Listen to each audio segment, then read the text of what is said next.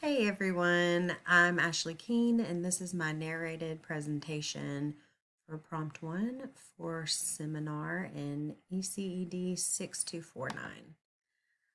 Okay, question 1 is list the standards you are using for this prompt. You may use one or more substandards. So I used explain westward expansion in America, describe the impact of the westward expansion on American Indians, include Trail of Tears, Battle of Little Bighorn, forced relocation of American Indians to reservations. And that's, of course, a social studies standard. And then I used my ELA standard. We read with sufficient accuracy and fluency to support comprehension, read on level text with purpose and understanding, and use context to confirm or self correct word recognition and understanding. Provide a brief description of the content students should know after instructions and what knowledge the teacher must possess. So after instructions, students should be able to read with higher accuracy and fluency, successfully answer comprehension questions based on those standards, which is westward expansion. And I did an emphasis on American Indians, which you would see in my small group lesson that's embedded. These two standards may be used simultaneously to show students how the two different subjects can be joined to further their knowledge in each. And as an educator, I carefully choose guided reading options that best fit my leveled reading groups. Some are above grade level, some are on grade level, and some are a little below. This depends on their comprehension abilities with my lower groups. As teachers, we must know the level of their comprehension and ability with each student to better serve them. And during whole group instruction, all my students have identical reading tasks. We use Georgia Ready reading, and which they're all on fourth grade. And so they do very well with this, no matter what level they're on. And I do preview the lesson each night before instructions to ensure that I'm ready to successfully launch and teach it. And there's my references for question 1. All right, question 2. Provide a definition for differentiation and explain the I always get this word, pedagogical importance of differentiation to meet the needs of all learners. So differentiation means tailoring instructions to meet individual needs, whether teachers differentiate content, process, products, learning environment, assessment, flexible grouping, it all makes it a successful approach to instruction.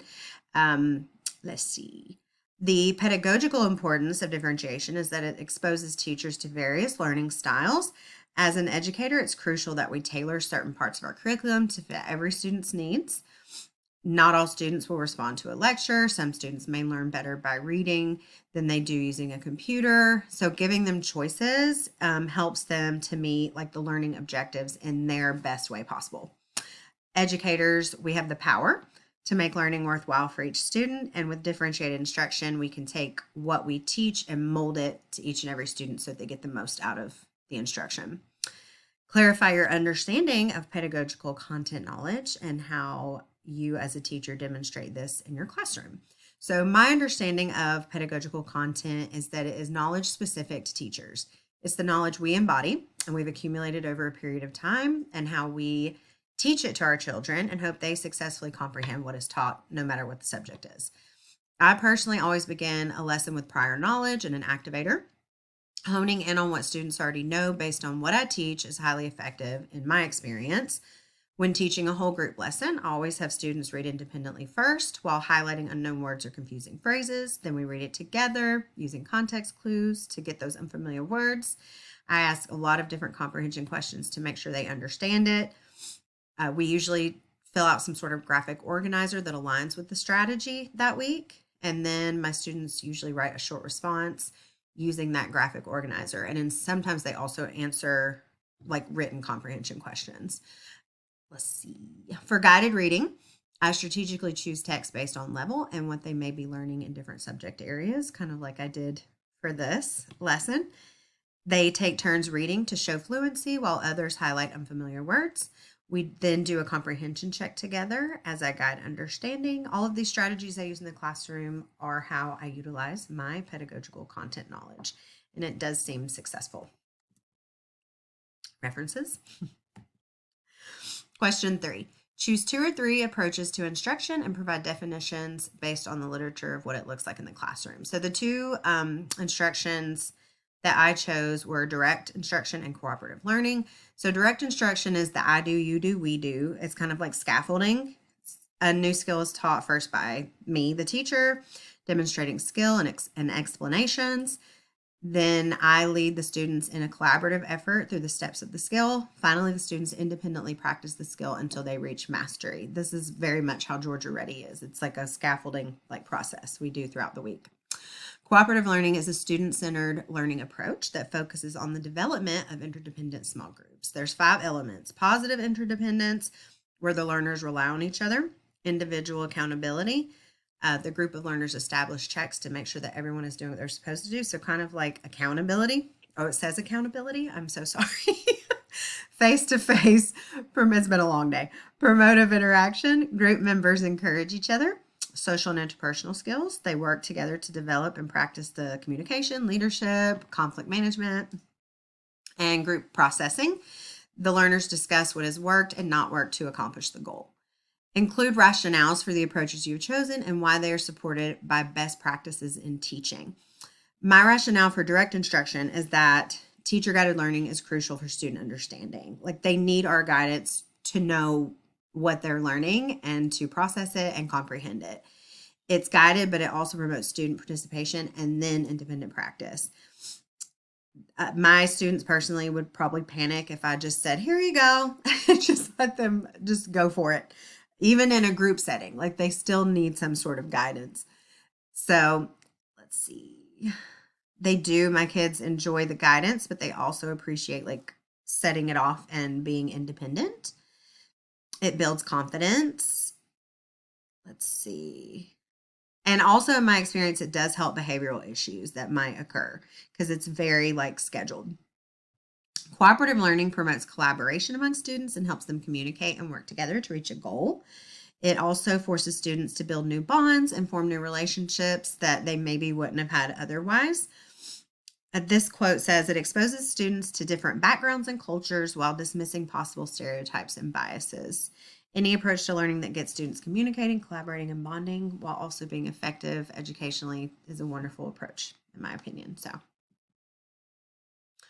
using these approaches to instruction and explain how I personally prepare learning opportunities for students at all academic levels. I consistently encourage student participation no matter which approach I am working with, which is very true. If I'm doing direct instruction, I regularly check for understanding as I teach. I verbally ask questions while teaching before I break the students into groups, or even when beginning small group rotations that are guided. My direct instruction during whole group is always on a 4th grade level because it's whole group, it's all grade level. They're on various levels of learning, but they're all exposed to the same curriculum. When we hit the they do part of learning, if they're participating in cooperative learning, I strategically group them to include students of various levels and abilities. I plan my small group rotations based on what standard and lesson I'm teaching that week. I form my groups according to student level based on STAR testing, beacon testing, reading fluency, and student work samples. I allow students to work collaboratively with their groups for their at your desk. It's usually some sort of paperwork they do at their desk. And if the lower groups need help, I really do push peer help first. They can always come to me no matter what, but I do push peer support first. So during guided reading, I am the guide. They do all the reading, highlighting, note-taking, question answering, simply there to give instructions and guide if they need it. What strategies do I utilize for monitoring student learning and managing behaviors? I constantly scan the room to check for student engagement.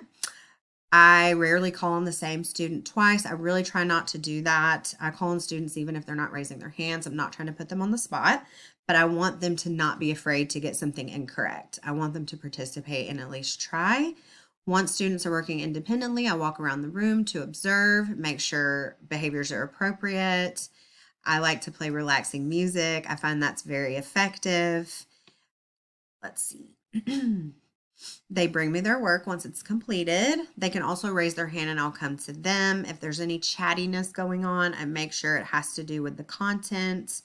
If they're working in groups and the chattiness continues, I will have them separate and do it independently. It actually is a rare occurrence, believe it or not. So I do believe practice makes perfect. So just expectations, procedures, just keep that going, and it usually works out pretty well. So this is my guided reading on the Cherokee people, like mixing my two standards.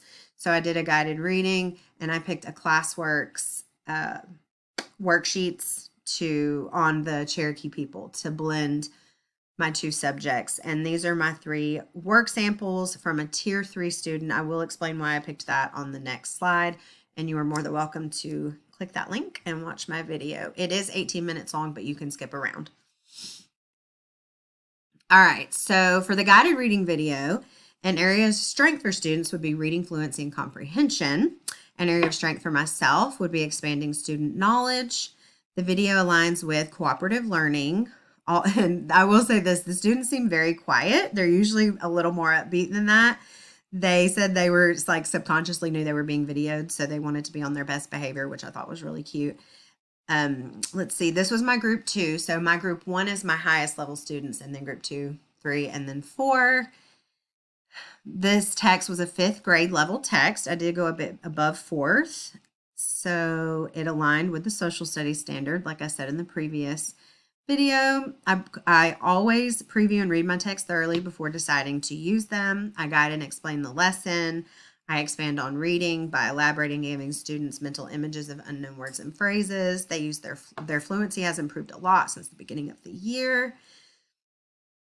They found the text very interesting on the Cherokee tribe. They support each other while reading. They help each other with unknown words. An area that needs improvement. One of my students in that group is always speaking over me, and he doesn't do it to be rude. He just does it. He's just one of those kids. He loves to talk. So I try to like redirect him. And so he also gets very excited when he reads. He fumbles, he skips words. So I try to tell him to kind of work on that and slow down. So the second piece of evidence is a work sample from a student who has an SST, but he tries his hardest. These were independent assignments after direct instruction. So the final, like I do, we do, you do. So he aims to please, but has trouble with his reading comprehension when done independently. His short responses or anything written is quite vague and lacks detail, punctuation, and accurate spelling. I work with him one-on-one whenever needed, and we have interventions regularly. I included these samples to show that direct instruction is needed, though, for all students, but some thrive better in a one-on-one or small group setting. He does a weekly comprehension task every Friday for me to grade per his SST, and I will continue to work with him during small group and any other way that he needs me. So I just wanted to include it to show that every child needs it, but we can pull them aside if we need to. I need to plug in my computer. I'm so sorry. Okay. So sorry about that. Let's see. Oh, that's it. That was my last slide. I am so sorry. I hope y'all don't think I'm absolutely crazy. It's been a long day. So that is my prompt 1. And I hope you guys enjoyed it. Feel free to go back and look at that video. So thank you so much.